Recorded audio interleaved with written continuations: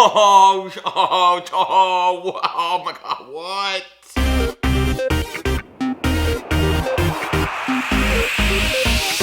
Ginger Runner. What's up, everybody? Ethan Newberry, the Ginger Runner, here for another GingerRunner.com review without a beard and with a deep V, which means you know it's gonna be a good one. You know, I didn't think a shoe could go back to the drawing board, come back and be better than it already was the original time, but now, guess what? I have one that is better than it was originally. Today, I'm very excited to review the Salomon Sense Pro.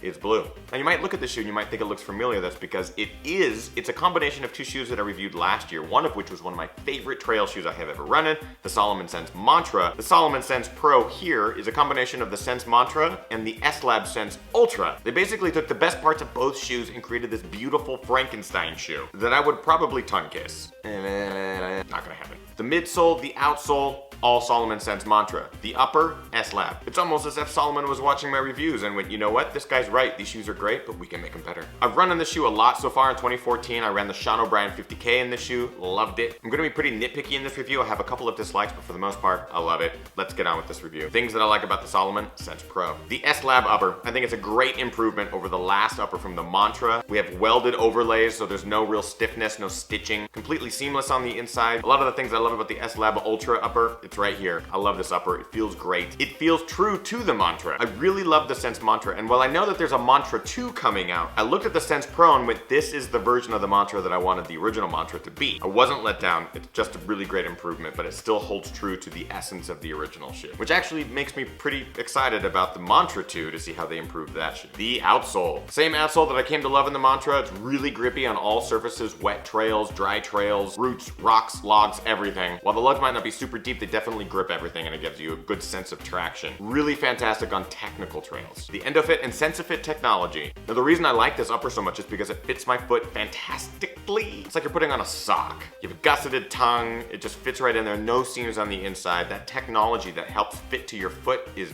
beautiful, and they really do a great job in this shoe with that. Lacing. Now this is actually a dislike in the Mantra, but for the most part in this shoe, it works. I don't know what they changed. I'm guessing that they brought some of the laces here along the bottom a little bit closer together to begin with, but being able to tuck it into the pocket there and really kind of tighten it down on the shoe, the SensiFit and EndoFit technology mixed with the laces makes for a really comfortable fit, and I like it. Responsive. As a result of the EVA density, the outsole, the stiffness of the shoe itself, it makes for a really responsive ride. I think that's fantastic for technical trails, especially when you want to fly. And this shoe helps. PROFEEL film. Now the PROFEEL film is essentially Salomon's rock plate material. This one goes all the way through the midfoot, which is really nice, so you have plenty of protection throughout that foot and throughout that foot strike. It's really great for those moments when you're hitting those sharp rocks on technical trails. There is that extra layer of protection which doesn't seem to add a ton of weight, which is really nice. So this shoe incorporates all of my likes from the Sense Mantra and S-LAB Sense Ultra, plus those additional few, but there are still a couple of dislikes. While minor, they still cause problems. The shoe can be a bit stiff. I've talked about this in the other reviews of the Salomon shoes. The shoe itself can be a bit stiff.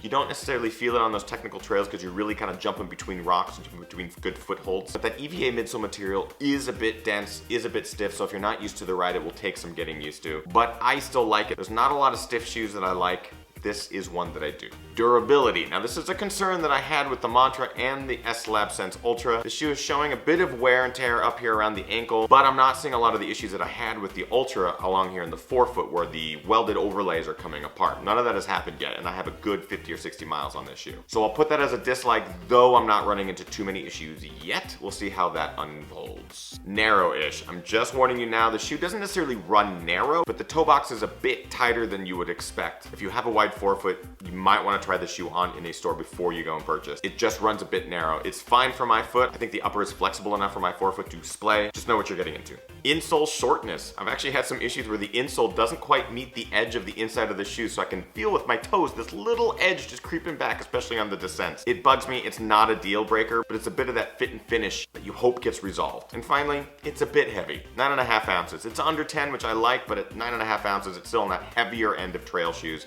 that I would like to race and run in. I've looked over it, I've raced in this shoe, and it's done great. So that's it for the review. It's actually pretty easy for me because it is a better version of a shoe that I reviewed last year and loved. Well, there are some small issues with the shoe. There are things that I've learned to live with and look past. So now it's time to get on with the points. Let's do this. Quality, I think it's a step up from the Mantra. I gotta give it 4 out of 5. Though it is borderline 4.5, out of 5. I will dock them just because quality-wise I am getting a little bit of wear and tear on the shoe already, only with 50-60 miles on it, but not in key areas where it's really gonna detriment the ride of the shoe. Comfort, gotta give it 4 out of 5. It's a comfortable shoe. I look past that stiffness in the EVA midsole because the ride is so fantastic. It's a lot like the Mantra of last year, mixed with the Sense Ultra, makes for a really great shoe, really comfortable. Price, I'm gonna give it 4 out of 5, though it is borderline 3 to 4. It's that $130 price point, which is $10 more expensive than the Mantra, but you are getting more shoe as a result. I think it's a really great shoe, and I think it's worth those extra dollars. So I'm definitely giving them the benefit of the doubt and going 4 out of 5 on price. And finally, looks.